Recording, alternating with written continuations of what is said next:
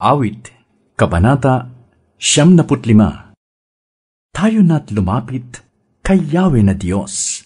Siya ay awitan, ang batong kublihan, atin ngang handugan, masayang awitan. Tayo na't lumapit sa kanyang presensya na may pasalamat. Siya ay purihin ng mga awiting may tuwa at galak. Sapagkat si Yahweh, siya ay dakilat, makapangyarihang Diyos, ang dakilang haring higit pa sa sinuman na dinidiyos. Nasa kanyang palad ang buong daigdig, pati kalaliman, ang lahat ay kanya, maging ang mataas nating kabundukan.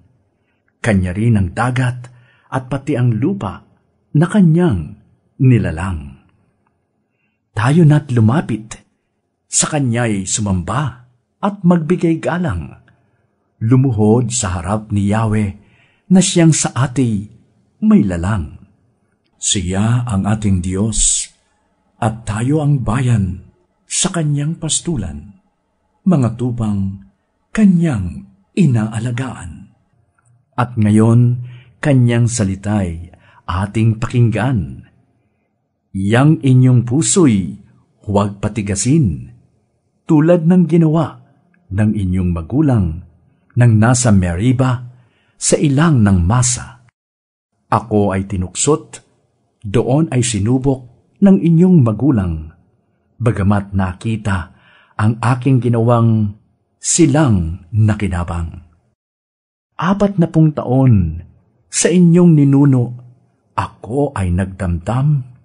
Ang aking sinabi, sila ay suwail, walang pakundangan, at ang mga utos ko'y ayaw nilang sundin.